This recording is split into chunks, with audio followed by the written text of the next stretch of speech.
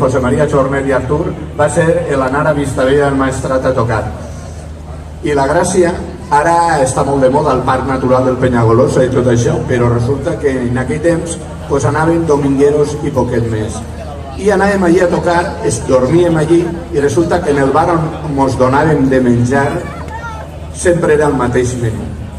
Xulletes de corder, creïlles fregides i un ou. Un ou, creïlles i xulletes. I ves canviant-lo d'ordre, però era sempre el mateix. 3 dies per a dinar i per a sopar el mateix. Al cap d'uns anys ja aconseguiríem que en el bar compraren alguna més, que hi haguera alguna ensalada, algun bollit, alguna cosa, perquè, bueno, això i que dormíem en la plaça. Bueno, tractàvem de dormir en la plaça en una pensió.